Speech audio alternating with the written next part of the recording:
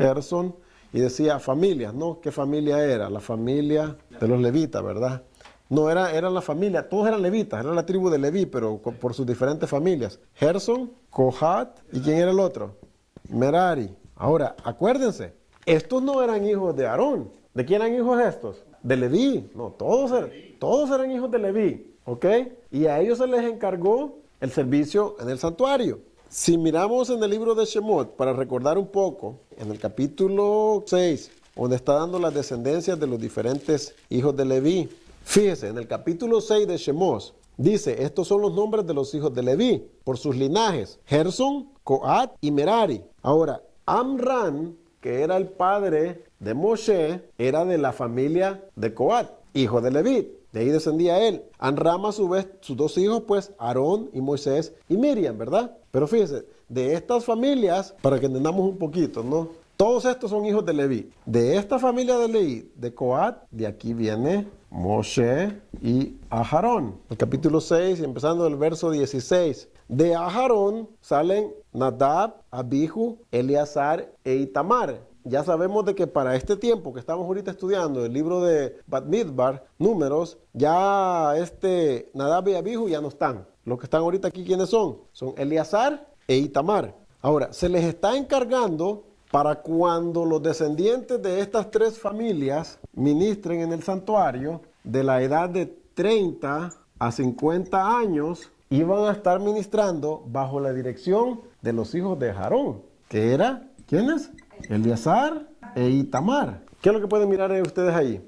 En ese orden, ¿cómo tenían que estar sirviendo? Por ejemplo, fíjense, de la familia de Gerson, ¿verdad? Hijo de Leví. ¿Qué era lo que ellos tenían que hacer? Ellos portaban todos los materiales de qué, hermanos? Las cortinas, todas esas cosas eran lo que ellos portaban. Y estaban bajo la dirección de ¿quién? Verso 28 de la parashá de esta semana. Bajo la dirección de Itamar, el hijo de Aharón. Y podemos mirar bajo qué dirección estaban los demás. Pero ¿qué es lo que pueden mirar ustedes en eso ahí? Pero ¿quién está sirviendo y bajo la dirección de quién? Ok, aparte de los nombres, ¿en qué forma? No tiene que ver con la edad, eso es lo que quiero mostrar. Que estos, los descendientes que salen de aquí, son tíos de estos. Todos eran levitas. Los sacerdotes solamente eran de la descendencia de Eleazar y Itamar, que eran los hijos de Aharón, ¿verdad? Pero ellos estaban bajo la dirección, los tíos estaban bajo la dirección de los sobrinos. Porque acuérdense, estos eran los hijos principales de Leví. Los que serían hermanos serían Moshe y Aharón. Estos eran hermanos de estos otros, pero Eleazar y Tamar ya eran sobrinos de estos. ¿Sí me explico? Los sobrinos están arriba de los tíos, bajo la dirección de Itamar. Itamar era sobrino de Gerson y de Merari. De Cohat no, porque ya en ellos mismos quedaba, ¿verdad? Ahora fíjense, ¿quiénes eran? Y esto lo podemos encontrar si nos recordamos la parashá anterior. ¿Quiénes eran los que llevaban el arca, hermanos? En la parashá anterior, en el capítulo 4 de Números, dice, mire, y cuando acaben a Aarón y sus hijos de cubrir el santuario, ellos solamente lo cubrían, ellos no lo cargaban, ellos solamente lo tapaban, porque acuérdense, al lugar santísimo no podían entrar personas que no fueran cojenes, no lo podía ver nadie, solamente ellos, solamente de la ascendencia, solo a Aarón y sus hijos, dice, solamente ellos. Tenían que guardarlo, envolverlos, de acuerdo a la forma como les decía, ¿no? El padre les había dicho que lo tenían que hacer. Voy a empezar a leer otra vez ahí. Números 4:15 dice, y cuando acaben Aarón y sus hijos de cubrir el santuario y todos los utensilios del santuario, cuando haya de mudarse el campamento, vendrán después de ellos los hijos de Coat para llevarlos, pero no tocarán cosa santa, no sea que mueran. Los hijos de Coat tenían que llevarlo, ¿verdad? Que en realidad era de la misma descendencia de ¿quién?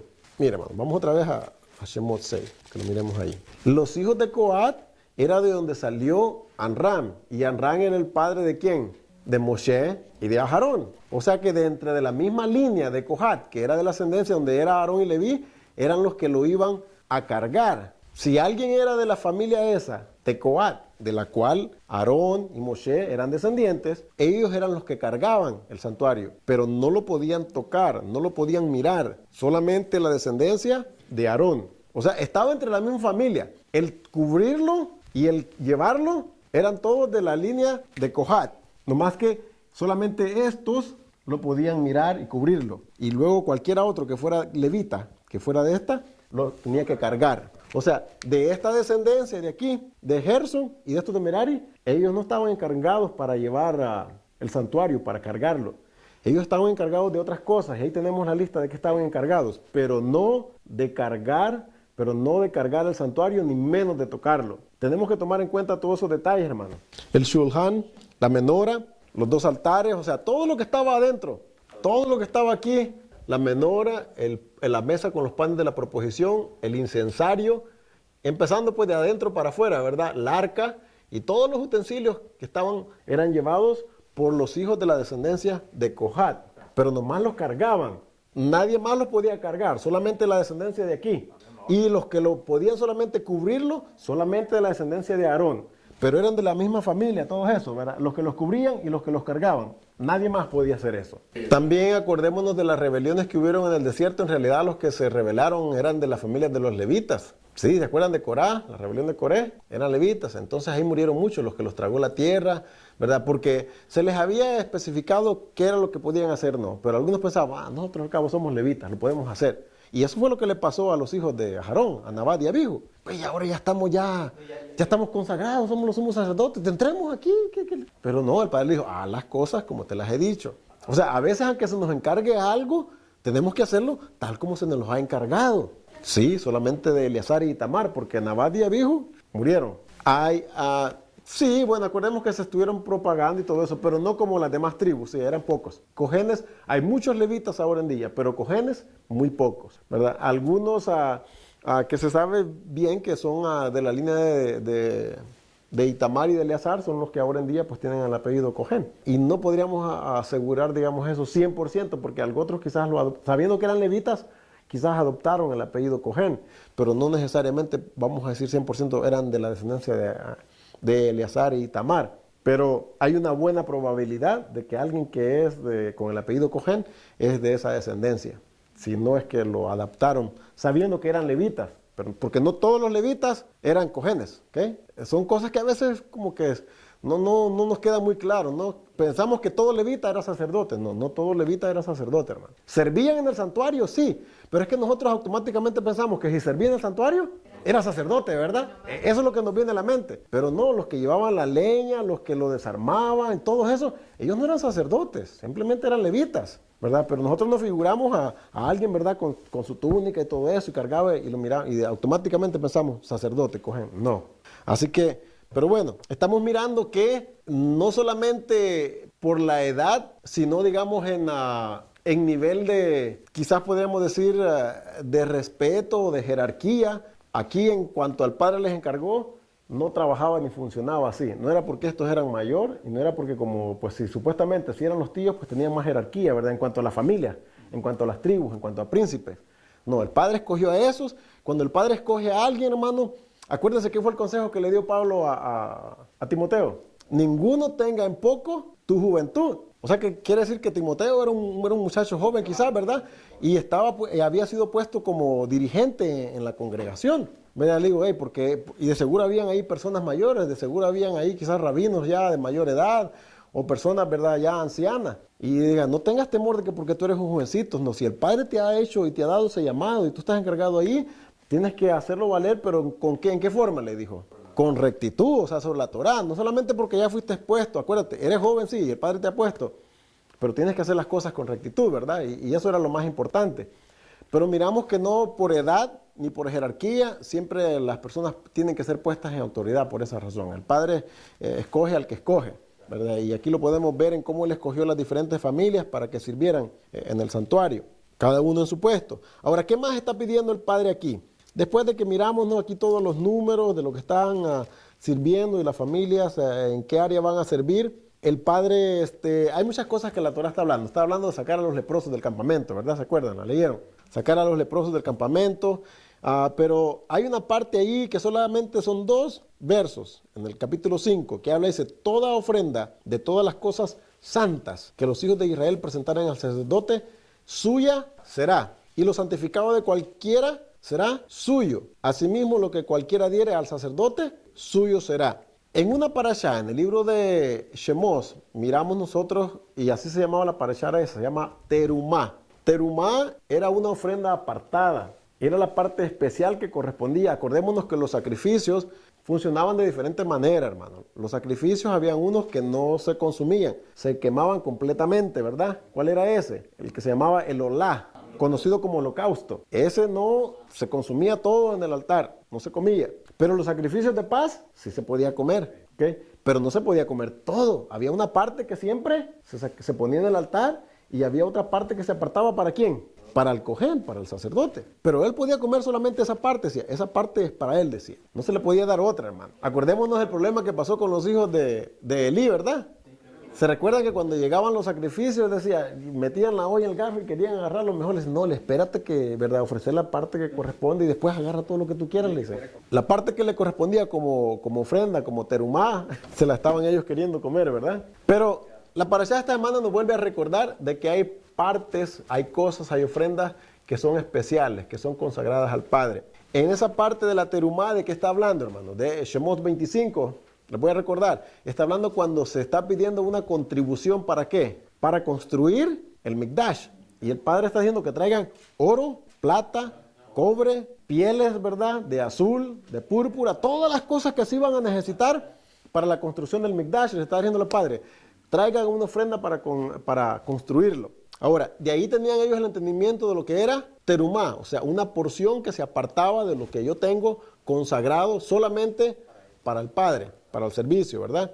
Y ahora él está diciendo aquí, en Números 5:9, dice, toda ofrenda de todas las cosas santas que los hijos de Israel presentaren al sacerdote, suya será. La porción que venían los del pueblo a ofrecer al santuario para el Padre, le correspondía al cojén. Pero el preámbulo, o sea, la parte anterior de esto, está hablando porque había que restituir, hermano. Está hablando de la restitución. Cuando alguien pecaba contra alguien, la Torá enseña de que había que restituir el daño, hermanos. No es solamente perdóname. Sí, tenía que, si era un daño, digamos, físico, tenía que pagarle los gastos médicos. Se había perdido de trabajar, tenía que pagarle el salario que había perdido de trabajar. Y fíjense, hasta cierto punto, y nosotros sabemos que eso ha sido instituido en nuestras leyes aquí, que tenía que restituirse al daño. En alguna forma también era lo que se conoce como, ¿verdad? El ojo por ojo, diente por diente. O sea, tienes que pagar de acuerdo a lo que tú, de acuerdo a tú lo que hiciste, de acuerdo al daño que hiciste, tienes que restituirlo, como es. Pero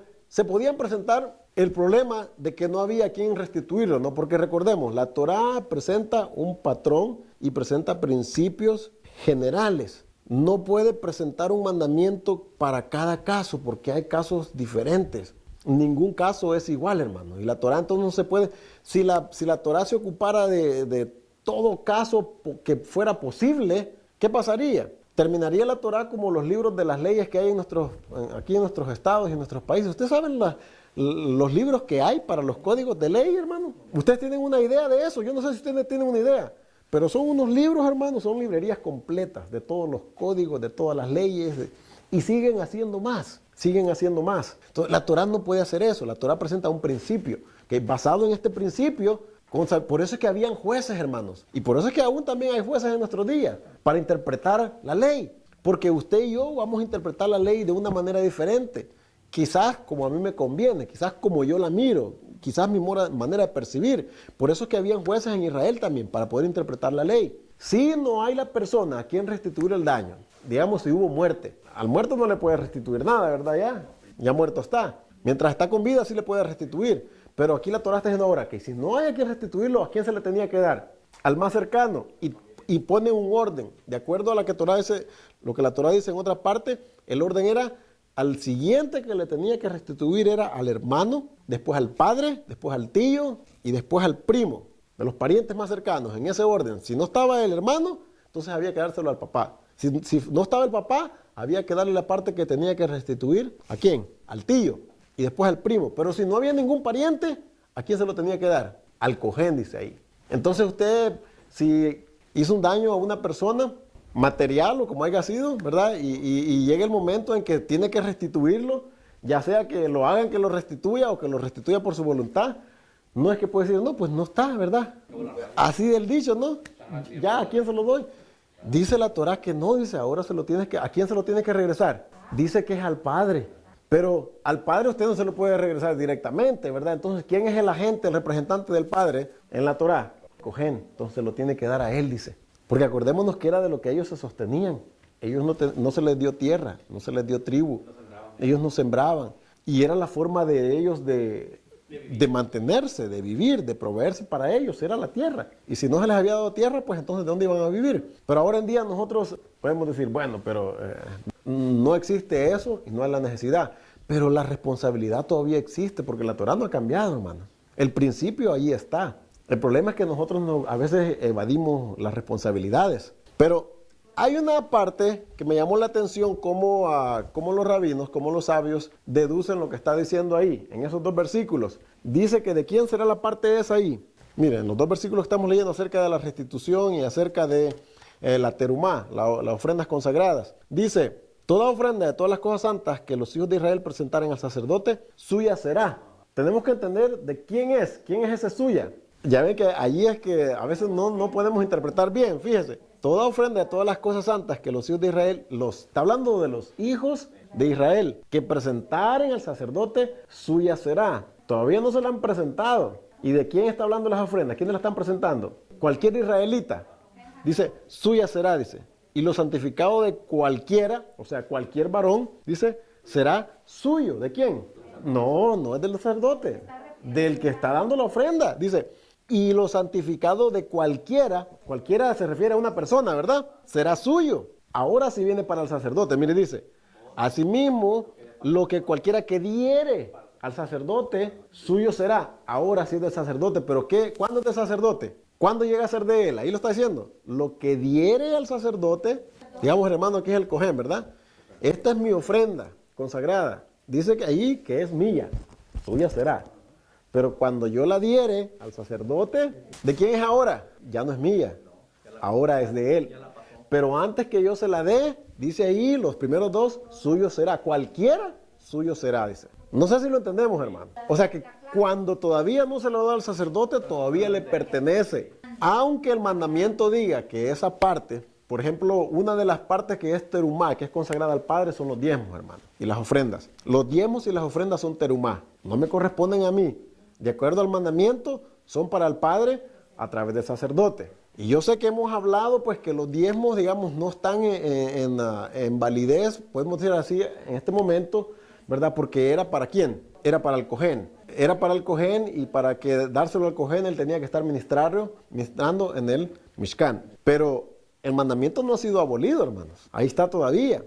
Pero no está el Mishkan, pero el mandamiento ahí está. Entonces, ahora, dicho esto, quiero que meditemos y pensemos. Muchos de los mandamientos que nosotros observamos, por ejemplo, los de las fiestas, ¿cuál es la observancia completa y total de esos mandamientos? ¿Cuál sería la observancia completa, total de los mandamientos de las fiestas, hermanos? Si los hiciéramos en la tierra y hubiera un templo y hubiera un sacerdocio funcionando, entonces estaríamos observando el mandamiento 100%, ¿verdad? Entonces, ahora, ¿estamos nosotros practicando fiestas, sí o no? Sí, practicándolas, ¿verdad? Pero, ¿por qué lo hacemos? Porque es un mandamiento, hermanos. Porque también el mandamiento decía, en cualquiera de vuestras habitaciones. Cuando el Padre le da las estipulaciones, los mandamientos, cómo guardar la Pascua, les dice, donde quiera que habitéis, en todas vuestras habitaciones, preveyendo de antemano que ellos no siempre iban a estar en la tierra, pero que donde quiera que fueran, que siguieran practicando y haciendo ese mandamiento. Porque ¿qué hemos hablado nosotros, hermanos? Cuando algo se deja de practicar, lo olvidamos, hermanos, lo olvidamos. Ese es el motivo por qué el Padre le dice, sigan practicando estos mandamientos aunque no estén en la tierra, aunque no sea la práctica y la obediencia completa del mandamiento, porque tiene que ser en Israel, en el santuario y con un sacerdocio, pero síganlo haciendo. Y hemos hablado de eso muchas veces, ¿no? Entonces, no vamos quizás a cumplir un mandamiento completo, dando nuevamente al Padre lo que le corresponde en cuanto a cómo Él me ha prosperado con los mandamientos, pero debemos de hacerlo, hermano. Así como hacemos las fiestas, para practicarlas, hay que practicar lo de los diezmos. ¿Por qué pasa cuando no practicamos los diezmos, hermano? Se nos hace duro el codo, hermano. Se nos hace bien duro el codo. Ahora, el problema que hemos tenido nosotros y hemos entendido ahora es que los diezmos se ha impuesto en nuestras comunidades creyentes como un mandamiento que ese sí se tiene que guardar. Y lo ponen como un mandamiento obligatorio, ¿verdad?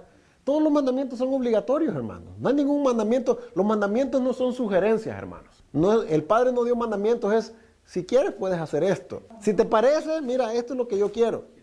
El Padre no dice esas cosas de esto y esto vas a hacer, esto y esto no vas a hacer. Un mandamiento, es un mandato, no es una sugerencia. ¿Okay? Entonces, de la misma manera como estamos guardando fiesta porque queremos practicarlas para cuando nos toque hacerlas, sepamos cómo hacerlo bien. Estamos practicando, de la misma manera tenemos que practicar también, hermanos, los diezmos. Y no es para el bien del que esté encargado, ni es para el bien del ministerio, ni es para el bien mío, ni el bien de nadie. Es para nuestro propio bien, para el suyo y el mío, hermano. Porque si yo estoy pensando, bueno, cuando llegue allá a la tierra, ¿verdad? Allá lo doy. Si no lo dio toda su vida, hermano, allá tampoco lo va a querer dar. Se le va a hacer duro.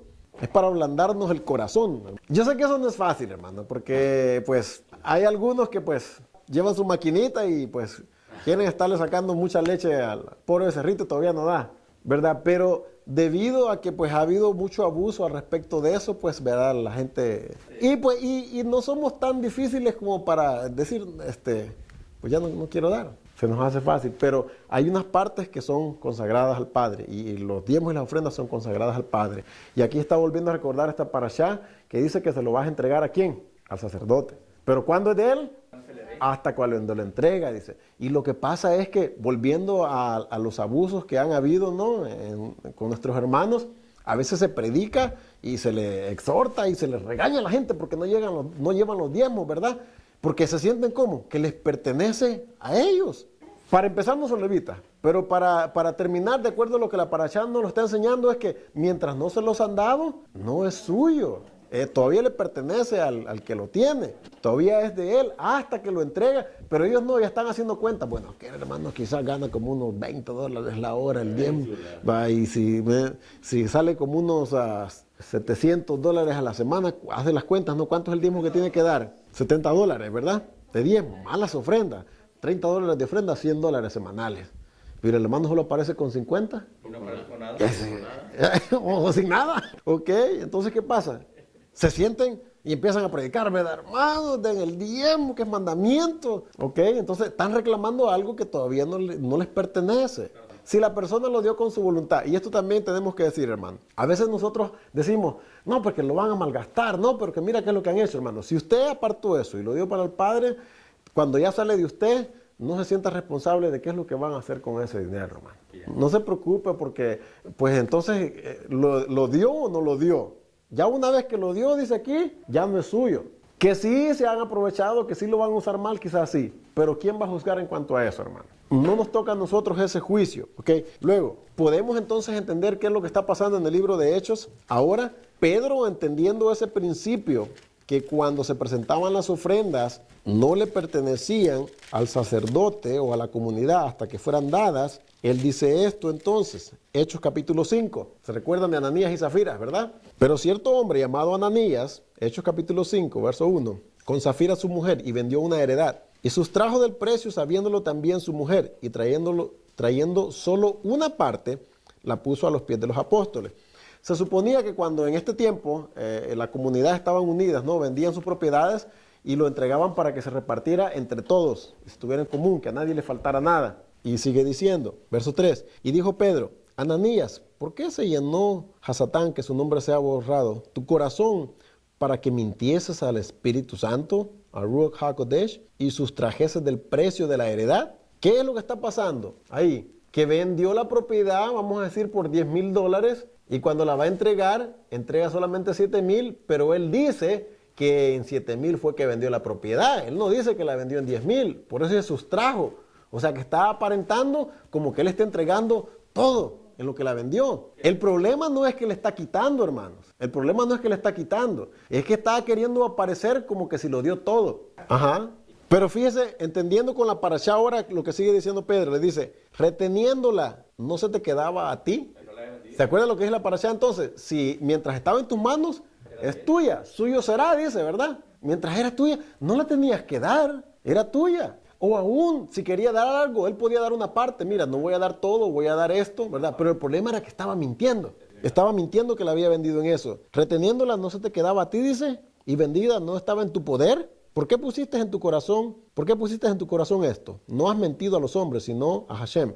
Al oír Ananías estas palabras, cayó y expiró. Y vino un gran temor sobre todos los que lo oyeron. Cuando llega la esposa, se aclara un poco más que el problema no era que no lo había dado todo. Fíjese, y levantándose los jóvenes, lo envolvieron y sacándolo lo sepultaron. Verso 6, verso 7 ahora. Pasado un lapso como de 3 horas, sucedió que entró su mujer, no sabiendo lo que había sucedido. Entonces Pedro le dijo, dime, ¿vendiste en tanto la heredad? Y ella dijo, sí, dijo, en tanto. Entonces el problema no es que no lo dio todo, sino que está mintiendo en cuanto a la cantidad en que lo vendió. Y ella dice, sí, dice, en tanto. Y Pedro le dice, ¿por qué convenisteis en tentar al espíritu de Hashem? He aquí, a la puerta, los pies de los que han sepultado a tu marido y te sacarán a ti. Al instante ella cayó a los pies de él y expiró, y cuando entraron los oyentes la hallaron muerta y la sacaron y sepultaron junto a su marido. Y vino gran temor sobre toda la cajal y sobre todos los que oyeron estas cosas. Aunque parezca como que en el momento, a algunas horas tal vez, recordémonos que dentro de la cultura y las tradiciones en el judaísmo y en esa cultura en el Medio Oriente, las personas no se velan como nosotros las velamos aquí, hermano. Que los preparan y los velan un día y tienen que esperar que venga el familiar, quién sabe de dónde, para que lo mire, ¿verdad? Y hasta como al tercer, cuarto, quinto día los vienen enterrando. En la cultura hebrea no, el mismo día se entierra el muerto. Dice que lo sepultaron. No creo que los hayan enterrado vivos, ¿verdad? No, pues ¿qué tanto podía ir a hacer hoyo entre varios muchachos ahí a hacer el hoyo? Ahí están los muchachos jóvenes. Ahora, ¿por qué no sucede ahora en nuestros días esas cosas? Nos podemos preguntar a veces nosotros.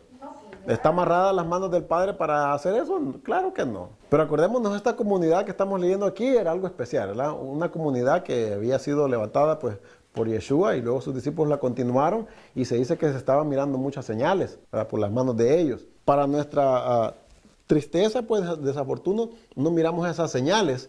Nosotros nos quejamos, ¿por qué ahora no hay esos milagros? Pero tampoco hay esas justicias y esos juicios que se están pasando ahí tampoco, hermano. Así que no se queje por las señales, porque si hubieran esas señales también hubiera justicia, también hubieran juicios así. ¿Sí me entiende? Sí, habían las señales, pero también habían juicios. Ahorita no hay señales, pero tampoco hay esos juicios, hermano. Porque imagínese si estuviéramos esos juicios cada vez que quebrantáramos el Shabbat, ¿cómo nos fuera, hermano? ¿Cuál era la pena por quebrantar el Shabbat? Ya no estuviéramos aquí, hermano. Y enterrados, y el mismo día, hermano. Iban a esperar que su familia la viniera a mirar. Así que no nos quejemos por ese lado, hermano. Bueno, volvamos a la parashá, hermano. Y ahorita aquí viene una parte interesante también. Y es la parte de la sotá. La palabra sotá es para una mujer que se había descarriado de su marido. Para cuando al esposo le llegaban los celos. Esa era la palabra con la que se denominaba a la persona a la cual tenía que pasar el juicio, que dice aquí en el libro en esta parashá de esta semana. Lo voy a leer ahí, empezando el verso 11. También Hashem habló a Moshe diciendo, habla a los hijos de Israel y diles, si la mujer de alguno se descarriare y le fuere infiel, y si alguno cohabitare con ella, y su marido no lo hubiese visto por haberse ella amancillado ocultamente, ni hubiera testigo contra ella, ni ella hubiera sido sorprendida en el acto, si viniera sobre él el espíritu de celos, y tuviera celos de su mujer, habiéndose ella amancillado, o viniera sobre él el espíritu de celos, y tuviera celos de su mujer, no habiéndose ella amancillado. O sea que estaban las dos situaciones. Podría ser que el hombre estuviera celoso, pero que la mujer quizás no, ¿verdad? No lo había hecho nada. Y entonces está presentando las dos situaciones. O sea, para verificar y para mirar de que si eso había sido así, entonces lo vas a tener que hacer de esta manera. Pero ¿por qué era el problema? Dicen ellos, ¿por qué el problema que tenía que hacerse ese juicio de las aguas? Si no había habido testigo, dice. Las aguas era la única que iban a sacar la verdad. Porque cuando había testigo, no había necesidad de hacer eso, hermano. Y dicen ellos que si la vieron en el acto, nomás se ocupaba un testigo. Si eran nomás dichos, se ocupaban dos. Porque acuérdense que la Torah dice, en boca de 2 o 3 testigos, se va a constatar todo asunto. Si eran solamente dichos, ¿verdad? Solamente era, ¿cómo se dice? A mí me dijeron, dígame, hermano. Pero es que quien tenía que pedir eso tenía que ser el marido, no podía ella pedir eso, ¿no? Sí, pero era él el que llamaba a ese juicio, no ella. Aún, ¿saben qué? Ella podía rechazar ese juicio de las aguas si ella quería. Entonces él tenía que darle carta de divorcio. Sí. Y no tenía que pasar también por ese juicio. Si lo había hecho, no tenía que pasar por ese juicio si lo confesaba y se arrepentía. El problema era que se quería saber la verdad, si había pasado o no. Pero si ella confesaba y se arrepentía, entonces ¿para qué las aguas? Sí, el que había participado junto con ella, sí, también moría. La Torah no dice eso aquí, pero los sabios deducen de que también el hombre moría automáticamente. Si ella moría, también él moría, dicen eso, ¿verdad? Y él moría, ¿por qué? Porque ella era casada. Él había adulterado también. Ahora, ¿para qué era el procedimiento de estas aguas, hermanos? Para determinar si ella era culpable o inocente, porque podía ser inocente, hermano, porque eso es lo que presenta, dice, si no se le inflama, dice el belly, y si no se le cae el muslo, dice, pues entonces, al contrario, lo que le va a venir bendición, va a poder tener hijos, aunque deducen muchas otras cosas de ellos y ahorita las vamos a compartir, ¿verdad? Pero sí, los sabios también deducen que también el hombre que adulteraba con ella, también moría, porque era muerte a manos de los Shamaín, a muerte del mano del cielo, no, los hombres no, ahí no la apedreaban, hermano, no había por apedreamiento ahí. Ahora, ¿por qué no hay juicio si se sospecha que era el hombre el que ha adulterado, hermano? ¿Se preguntaron eso ustedes o se lo han preguntado? Vea qué bien injusto, hermana. ¿Por qué al hombre no? ¿Por qué solo a la mujer? Sí puede tener una segunda esposa, acordémonos, en el Éxodo capítulo 21, ahí dice, si quiere tener otra esposa, dice, tiene que cumplirle, ¿sí? Con comida, vestido, techo, y no le puede fallar, y no le puede faltar su... pero bueno, el punto de eso ahorita no es ese. ¿Por qué al hombre no se le llevaba a juicio eso? Ok, ya hay un mandamiento, hermano, que si un hombre o si una mujer adulteraba, los dos morían apedreados, hermano. Como en este caso, ¿verdad? Sabemos que los sabios dicen que el hombre también moría cuando eran sorprendidos en el acto. Pero fíjense que la Torá dice que cuando un hombre encontraba a una mujer en el campo y la tenía para él, si la mujer no era casada, tenía que ir a pedírsela al padre y pagar la dote de ella. Si el padre se la daba, si no, de todos modos tenía que restituir. Eso es lo que la Torá dice, ¿eh? Esos son inventos míos, ahí está la Torá, lo podemos leer. Que tenía que pagar la dote, ¿verdad? Y el papá tenía que estar de acuerdo, se la tenía que dar. Pero ella tenía que ser soltera. Aún si estaba comprometida para casarse, pero todavía no había sido con el que estaba comprometida, también tenía que pagarlo. Entonces, el problema que estamos mirando aquí es de que si la mujer es culpable, era para que se separaran, ya sea que ella lo aceptara, porque recordemos, estoy diciendo, y esto está dentro de lo que es el Talmud, si ella confesaba y se arrepentía, él tenía dos opciones, o perdonarla o darle carta de divorcio. No tenía que haber muerte, pero tenía que confesar ella. El problema es que diga, no, yo no lo he hecho, y que sí lo hubiera hecho, y que el esposo la quería poner en ese juicio. Eso es lo que tenemos nosotros que entender la definición, hermano. Es algo que no entendemos muy bien, de lo que es adulterio y de lo que es fornicación. Son dos cosas diferentes. Cuando usted entiende la definición correcta de eso, entonces, porque todos lo miramos, a veces lo hemos puesto como en el adulterio. Y son dos cosas diferentes. Fornicación es una cosa y adulterio es otra. No es lo mismo. Y si el hombre estaba con una mujer que no era casada, no se le miraba como adulterio. Era fornicación si no hacía los pasos necesarios como se hacían en la ketubá, ¿verdad? Que hacía el desposamiento, tenía que estar desposada por cierto tiempo y hasta que luego venía y la tomaba. Si no lo hacía de esa manera, entonces aún así él no era culpable de adulterio, si no lo hacía en ese proceso. Pero nosotros no miramos que la Torá le da derecho a la mujer de divorcio. Yo sé que nuestras sociedades, nuestras ideas son diferentes, ¿no? Pero estamos hablando aquí de dos culturas diferentes, hermano. Totalmente. Entonces él tiene que darle carta de divorcio a ella para que ella pueda partir y hacer su vida aparte. Ya no tiene por qué estar con él. No está forzada la mujer a estar con él. Si él no le provee, no está forzada a estar con él. La Torá aún provee para eso. Sí, se puede ir. Sí, si no provee estas cosas, mire. Éxodo 21 verso 10 dice, si tomare para él otra mujer, no disminuirá su alimento, ni su vestido, ni el deber conyugal. Y si ninguna de estas tres cosas hiciere, ella saldrá de gracia, sin dinero. O sea, ella saldrá, se puede ir y él no tiene que darle a él, no tiene que pagarle dote, no tiene que darle ninguna restitución. Porque cuando él le daba carta de divorcio sin justificación de que ella hubiera adulterado, tenía que proveerle a él, tenía que darle, si ya no la quería, si la despachaba, por así decirlo.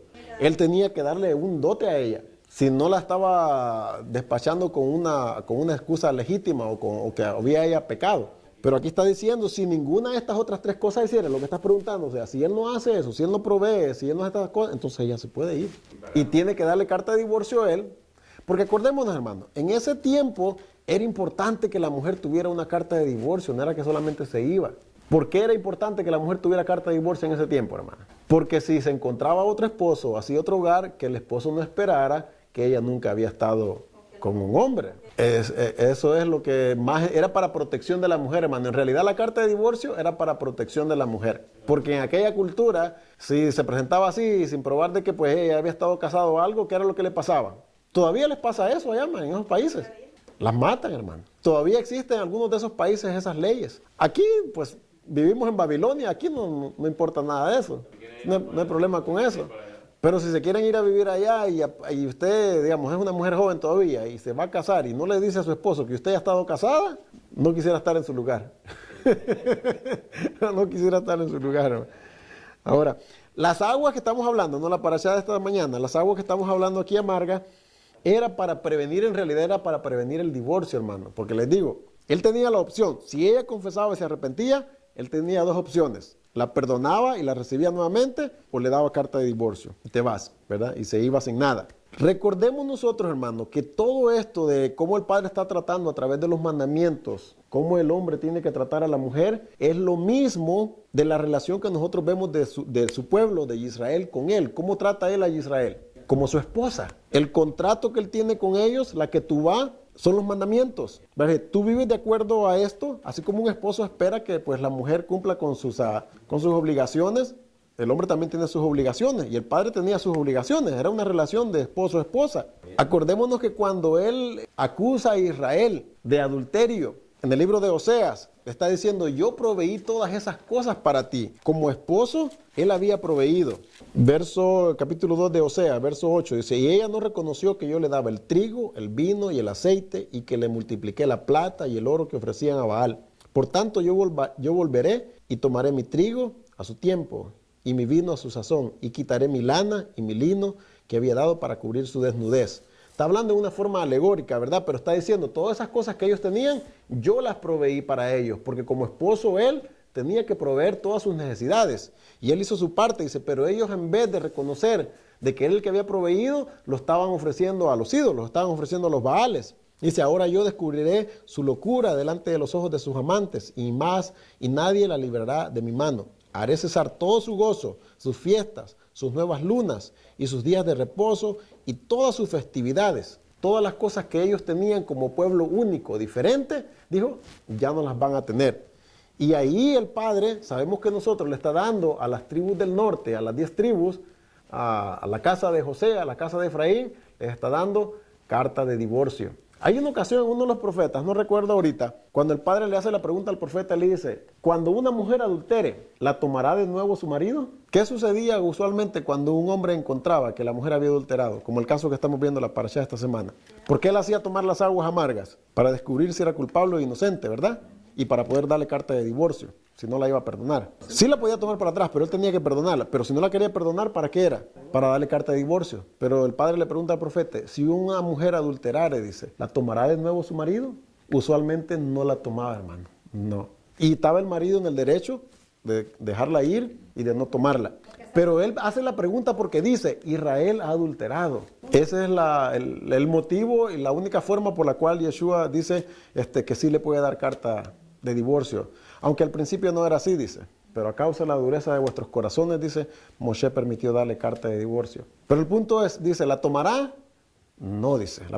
Hay unas preguntas que son retóricas. En la misma pregunta está dando la respuesta. Está diciendo, no la va a tomar. Pero era hora de dar el ejemplo y dice, pero yo si tomo a Israel de regreso, lo voy a tomar nuevamente. Aunque le he dado carta de divorcio, pero los voy a volver conmigo. Los voy a restaurar.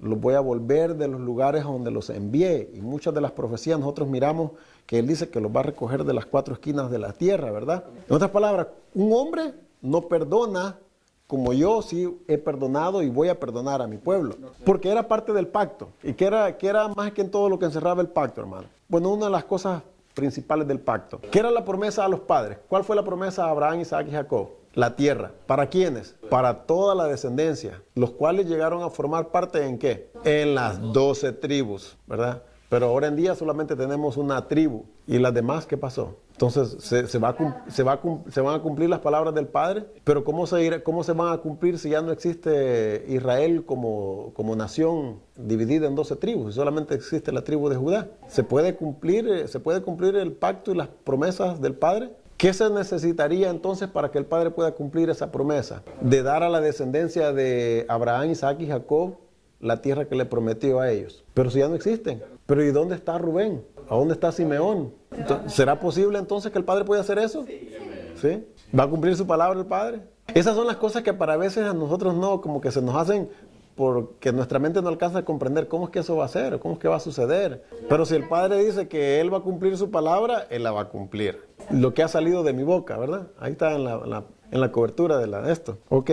Entonces ahora, si fornica con su mujer solo debe tomarla por esposa, dice. Si el Padre se la entrega, acordemos lo que estábamos diciendo. Ahora, en ese proceso, ¿qué era lo que se le hacía a la mujer, hermanos? Volvamos a la parashá. En ese proceso, ¿qué se le hacía a ella? Sí, durante el proceso que le hacían tomar el agua y tenía que presentar una ofrenda, fíjese, tenía que traer una ofrenda. En el versículo 14 dice, habiéndose ella mancillado o viniere sobre él el espíritu de los celos y tuviere celos de su mujer, no habiéndose ella mancillado. Entonces el marido traerá a su mujer al sacerdote y con ella traerá su ofrenda, la 10ª parte de una efa de harina de cebada. No echará sobre ella aceite ni pondrá sobre ella incienso, porque es ofrenda de celos, ofrenda recordativa que trae a la memoria el pecado. Y el sacerdote hará que ella se acerque y se ponga delante de Hashem. Ok, cuando dice aquí de que si viniera sobre él el espíritu de los celos y tuviera celos de su mujer, una de las cosas que a veces la Torá no nos dice y que nosotros no las podemos ver allí porque no entendemos cómo hacían las cosas dentro de la cultura. Los rabinos dicen, y esto está en el Talmud, hay un tratado que habla de todo esto, de la mujer descarriada, en el Talmud, se llama Sota, porque es lo que quiere decir la descarriada, la infiel, Sota, esta es la palabra. En el capítulo 1 de este tratado, en el Talmud, está diciendo de que él le tiene que advertir a su esposa de que no se asocie con cierta persona. Si ella ha mirado, ¿no? Que como que platica mucho ahí con alguien, hey, no te quiero ver platicando con ese hombre. Tiene que advertirle, tiene que decírselo. Dice aquí, si alguien le advierte a su esposa que no se asocie con cierto hombre, dice, y él tiene que advertírselo, dice, en frente de 2 testigos. Y si ella no ha hecho caso de esas advertencias, entonces él la puede hacer tomar de las aguas. Porque te dije que no hablaras con él. Y te miré que seguiste hablando con él. ¿Sabes qué? Vamos a tomar agüita, ¿verdad? A ver qué... Oye, porque esos son los detalles del proceso que no, la Torá no nos lo dice, pero aquí está, hermano. No, voy a hacer un paréntesis aquí. La otra vez miré un programa de esos que pasan que llevan los casos al juzgado ahí, ¿no? De los jueces. Creo que es Caso Cerrado. Hay un programa de esos, ¿no? En español. Lo he visto 1 o 2 veces. Y llevaron un caso de un hombre que estaba demandando a su mujer o se quería divorciar de ella porque de que ella empezó a trabajar en el departamento de bomberos, dice que ya no se quería acostar, ya no quería estar con él, ¿verdad? Y entonces él decía que se había acostado con todos los bomberos del departamento de bomberos, ¿verdad? Ya han escuchado ese. Parecía como que salido de un chiste ese programa, parecía salido de las cosas que se dicen, pues que se acostó con todos los bomberos, con todo el ejército, quién sabe, ¿no? Pero salió ese caso ahí en la televisión y la mujer lo negaba, ¿no? Como es obvio, ¿no? La que si no lo quiere aceptar, si no va a arrepentirse y no se va a confesar, lo va a negar. Llevaron un especialista al programa para ver, porque dijeron ellas que cuando una mujer está con un hombre, ¿verdad? Han estado en el acto sexual, el esperma que el hombre deposita en la mujer no sale en el momento, aunque se bañe, se lave, lo que le pasa, sigue supurando, no sé si entiende la palabra, aunque se bañe y se haga como se queda. Por eso es que no crean que cuando una persona quede embarazada, que es en el momento. Pueden quedar embarazadas a las 24 o creo que hasta las 48 horas después de haber estado, todavía puede quedar embarazada. Y han habido casos de que mujeres que han quedado embarazadas y no han estado con nadie, porque de alguna forma, pues, el esperma llegó ahí, ¿verdad? Especialmente en unos baños, si se bañó. Se han dado esos casos de que una hermana salió embarazada de su hermano y no sabían cómo. Y era de que pues el hermano se había masturbado en el baño y cuando la hermana llegó a bañarse, ahí estaba el semen y quedó embarazada de ella. Son casos un poco raros, pero sí suceden esas cosas, hermano. Bien extrañas y bien raras. Pero el punto es que le hicieron a ella la prueba y la hicieron a la mujer de quitarse su ropa interior, ¿verdad? Y hay una cosa que dice que si ella ha estado con alguien y sigue saliendo, cambia de color. Se hacía, creo que morado, se hacía ¿verdad? ¿Cómo se dice? Su underwear. cambiaba de color, sus panties cambiaban de color. Y sí cambió de color ahí, ya no lo pudo negar y lo aceptó, después ella lo aceptó, que dijo que sí, y le pedía que hablaran y que lo perdonara, y pues el muchacho ahí se puso a llorar, y bueno, hicieron un teatro, ¿no? Muchos de esos programas son teatros en realidad, hermano. Pero la cosa es que llegó una especialista ahí y llevó una cosa para hacer pruebas. Y las hay tales cosas, hermano. Muchos de los casos que son difíciles de... yo no sé si ustedes miran muchos de los casos criminales que suceden. Usted ha visto los programas como CSI, NCIS y muchas de esas cosas que salen en la televisión de cómo agarran a veces a los criminales. Es a través de análisis forensicos y muchas cosas que miran, ¿verdad? Las pruebas del ADN y todas esas cosas. Se puede discernir mucho mejor que pues años atrás, ¿verdad? Ya sea para absolver o para darle la sentencia. Pero se podía hacer, hermano. Pero aquí el Talmud está diciendo de que él le tenía que advertir a ella en presencia de varios testigos. ¿Y cómo él se ponía celoso? Dice que podían haber ocasiones en que si alguien le había visto estar con alguien, no necesariamente en el acto, sino que había llegado a un lugar y había estado ahí con ella, el tiempo que podía ser obvio, necesario para poder estar juntos, decía, era un motivo para poder hacerle entonces el juicio de las aguas amargas. Pero volviendo otra vez a la parashá, volviendo al acto dice que se le quitaba el velo. En el verso 18, dice, y hará el sacerdote estar en pie a la mujer delante de Hashem, y le descubrirá la cabeza de la mujer, y pondrá sobre sus manos la ofrenda recordativa, que es la ofrenda de celo. Ahora, cuando yo leo en la Torah que dice que se le va a descubrir la cabeza, ¿qué es lo que yo tengo que entender automáticamente, hermano? Que tiene su cabeza cubierta. Dice, le descubrirá la cabeza de la mujer. Quiere decir que estaba cubierta. Mire, aunque traer la cabeza, yo he mencionado esto, hermano, y lo voy a volver a repetir porque tenemos que entender claro. Dentro del judaísmo, la tradición es de que la mujer se cubra la cabeza como una señal de autoridad de que tiene esposo. No es mandamiento, no hay ningún mandamiento que diga que la mujer tiene que traer cubierta la cabeza. Es tradición, por cultura. Pero el Padre aquí en la Torah está dando a entender que, así es la cultura de ustedes. Y de cierta forma está diciendo, está bien. Entonces, cuando se le descubría qué era lo que se le estaba haciendo, si la mujer era casada, era correcto. Lo que está diciendo aquí, los comentaristas están diciendo, era como una humillación para ella públicamente. Y de una forma mostrando que su matrimonio estaba siendo puesto en tela de juicio. Porque o se le podía dar divorcio o podía morir. Pero entonces, porque tenemos que considerar, mire lo que dice a Pablo con respecto a esto. Y nosotros hemos leído estos versos. Primera de Corintios, ¿no? Capítulo 11. Porque el varón no debe cubrirse la cabeza, pues él es imagen y esplendor de Hashem. Pero la mujer es esplendor del varón. Y aquí hay dos cosas que si no entendemos lo que está sucediendo, las vamos a interpretar mal, hermanos. Porque aquí está diciendo que el hombre no se tiene que cubrir la cabeza, ¿verdad? Pero bueno. Vamos a dejar eso para el final, si hay tiempo, y si no vamos a enfocarnos en lo que estamos hablando de la mujer. Dice, porque el varón no procede de la mujer, sino la mujer del varón. Sigo leyendo, 1 Corintios capítulo 11, verso 9. Y tampoco el varón fue creado por causa de la mujer, sino la mujer por causa del varón. Por lo cual la mujer debe tener señal de autoridad sobre su cabeza, por causa de los ángeles. Fíjate que no lo dice solamente por causa de los hombres o como señal de autoridad para que miren que tenga marido. Menciona que por causa de los ángeles. Y yo no sé qué tanto nosotros hemos preguntado, nos cuestionamos, o yo creo ya hemos hablado un poco de esto, ¿no? Y ustedes ahora tienen una idea y saben por qué Rab Shaul está diciendo esto. Pero dice, pero en el Señor, dice, ni el varón es sin la mujer, ni la mujer sin el varón. Porque así como la mujer procede del varón, también el varón nace de la mujer, pero todo procede de Hashem. Juzgad vosotros mismos. Fíjate la pregunta que hace Pablo aquí. ¿Es propio, o sea, es adecuado, es correcto que la mujer ore a Hashem sin cubrirse la cabeza? De acuerdo a lo que se entiende en el judaísmo, es una pregunta retórica la que está haciendo Rab Shaul. No está diciendo, con la misma pregunta está haciendo la respuesta. ¿Qué es lo que está diciendo él? ¿De qué otra manera lo puede decir? Él está preguntando, ¿es propio que la mujer ore a Hashem sin cubrirse la cabeza?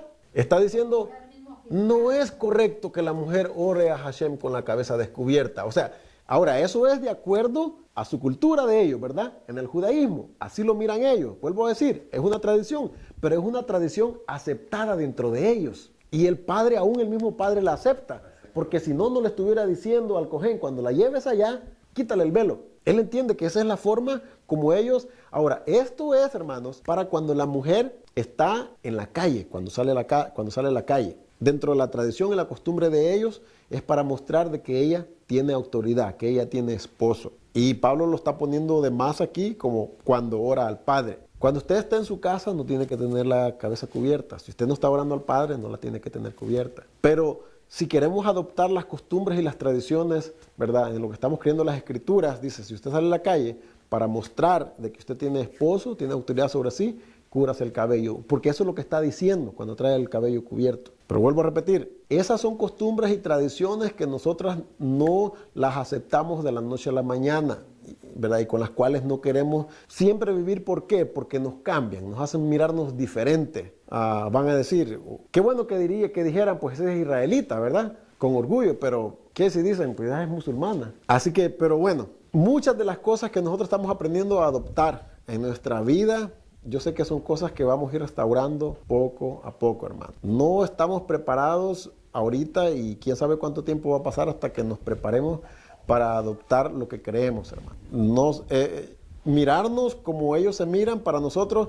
Imagínese usted, si yo me voy, o uno de ustedes se va para allá, para la Melrose o la Tercera, la Brea, para esa calle donde hay muchos, ahí hay sinagogas y hay escuelas, hay yeshivas ahí de judaísmo. Y si usted se va así como ando yo ahorita, algunos de ellos quizás le van a hablar en hebreo y usted, le va a decir, ¿qué? ¿No le va a saber contestar? Bueno, no eres judío, pues, le va a decir quizás hasta en hebreo. Entonces, sí es un compromiso, ¿sí me explico? Y no es por aquí donde vamos a decir, por aquí es que vamos a empezar. Empecemos con el deseo de obedecer mandamientos. Es importante que entendamos por qué, entonces, cuando Shaul está diciendo estas cosas, ¿por qué las dice? ¿Verdad? Ahora, la parte que dice que el hombre no debe de cubrirse, es que en realidad ahí está pasando un problema, hermano. Cosas de los detalles por los cuales Pablo está escribiendo a estas congregaciones que nosotros no sabemos ni entendemos, son las que nos hacen darles interpretaciones erróneas a lo que él está diciendo. Ahí está sucediendo un problema. Cuando Pablo está escribiendo a estas congregaciones, se está dirigiendo a problemas que ahí están pasando. Todas son exhortaciones o consejos o problemas que ahí están pasando. Él no está haciendo escrituras nuevas. Él no está escribiendo un libro para que forme parte del Tanaco, de las Escrituras. Pablo nunca está haciendo eso. Son consejos a las congregaciones que él estableció. Entonces, hay un problema aquí. Estas comunidades a las cuales está escribiendo usualmente son dentro de los gentiles. Recordemos los nombres de estos lugares. Colosas, Efesos, los romanos. Todas son comunidades fuera de Israel, hermanos. No son en Israel.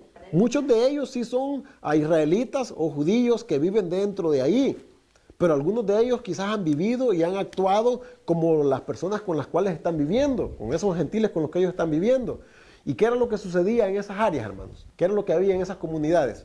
Había mucha adoración a los ídolos, habían templos paganos y era la orden del día observar y hacer todas estas cosas. Ahora, nosotros sabemos que dentro de esas observancias que ellos tenían a sus dioses, habían casas de sacerdotisas que en realidad eran como prostitutas que servían. Esa era la forma de adorar a sus dioses. Y no solamente eran de mujeres, habían hombres también. El homosexualismo, hermanos, y el lesbianismo no es de ahora. No crea que nació en San Francisco, California, ¿verdad? Ni en Nueva Orleans. Eso viene de la antigüedad, de Sodoma y Gomorra vienen esas cosas. Y han seguido en los diferentes lugares. Y Israel no fue la excepción. O las comunidades que estaban alrededor de ellos practicaban y hacían todas estas cosas. Pero en esa comunidad había unos santuarios, había unos lugares donde habían hombres homosexuales que se vestían. ¿Qué es lo que hacen ellos? Vestirse como las mujeres, ¿no? ¿Y qué es lo que usualmente va a parecerse como una mujer? Un hombre con el pelo corto va a parecer como mujer. ¿Qué tenía que hacer para parecerse como mujer?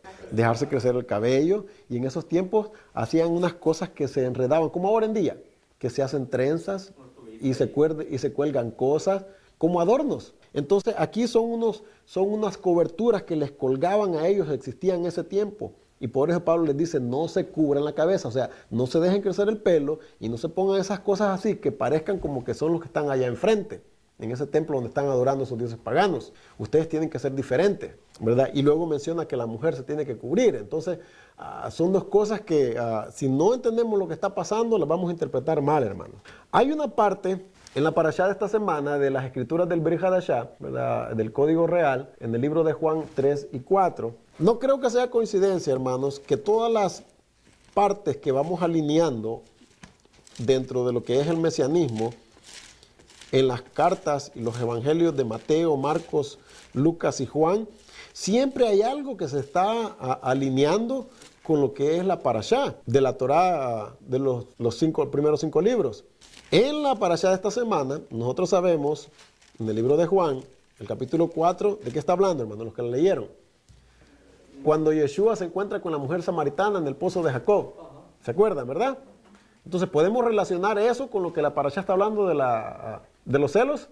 Porque ella le dice, ve, trae a tu marido. Le dice, yo no tengo marido, le dice la mujer, ¿verdad? Él le dice, 5 maridos has tenido. Le dice, el que ahora tienes no es tu marido, la verdad dicho, ese no es. Pero bueno, esa es una parte, ¿no? Ahora, la más interesante es el término. Ya no tenemos mucho tiempo, hermanos, que se encuentra en Juan, capítulo 3, cuando se habla de Nicodemos. Y lo vamos a hacer, hubiera querido tener más tiempo para explicar esto. En el tiempo, Nicodemo, para nosotros lo hemos conocido aquí en las escrituras que siempre hemos tenido del Nuevo Testamento, ¿no? El Brit Hadashah. Pero en la literatura rabínica del primer siglo, había un príncipe, a ellos se les conocía como príncipe, que era muy conocido. Y se encuentra en el Talmud también. A él se le conocía como Nagdimon Ben Gurion. Nagdimon Ben Gurion. Ese en realidad es Nicodemos el que habla ahí en el Brit Hadashah, hermano. Ese era el nombre de él en hebreo. Porque acordémonos que las traducciones que tenemos aquí han venido del griego. Pero ese era el nombre de él en hebreo, de Nicodemos. Nagdimon Ben Gurion. Y él era, según lo que dice el Talmud, el hombre muy rico. Era el hombre número 3 más rico en Jerusalén en esa época. Bueno, era tan rico que el Talmud dice que cuando él salía de las casas de estudio, no sé si tenemos que creer eso, pero eso es lo que dice el Talmud, que le desenrollaban una carpeta ahí para que él saliera cuando pasaba. La carpeta roja, ¿verdad? Cuando van a los Óscares, dice que se la sacaban. Pero ahora, cuando él viene a Yeshua, sabemos que viene de noche. Y cuando él se presenta, fíjese cómo él se presenta, ¿qué dice él? Sabemos que has venido de Hashem como maestro. Cuando él está diciendo sabemos, ¿a quién está incluyendo? A otros que tienen el mismo pensamiento o corazón como él. Sabemos. O sea que habían otros príncipes que reconocían a Yeshua como alguien que había sido enviado de Hashem. Le dice, porque nadie puede hacer las señales que tú haces si Hashem no está con él. Ahora, él era reconocido como alguien que tenía un sentimiento que quería que hubiera la restauración en Israel. Era el sentimiento de la mayoría en Jerusalén en el tiempo cuando Yeshua vino. Por eso le están mandando a preguntar, ¿eres tú el Mesías? ¿Eres tú el que has de venir? Por eso le preguntan a Juan también, ¿eres tú el Mesías? Era el tiempo en que se esperaba que el Mesías viniera. De acuerdo a las profecías, ese era el tiempo. Por eso todos están preguntando. Entonces, Nicodemos, o Nagdimon Ben Gurion, como era su nombre, él andaba en búsqueda de lo mismo. Por eso cuando él escuchó de que Yeshua andaba haciendo todos estos milagros, concertó una cita con él. Dicen los comentaristas que por ahí quizás se vieron en un terrado. Ya ves que las casas de Jerusalén en ese tiempo pues tenían un techo en el cual se podía caminar, como un terrado ahora en día, como un patio hacia arriba, ¿verdad? Y era alrededor del tiempo de la luna nueva, de Rosh Chodesh en ese momento. Así que Yeshua sabía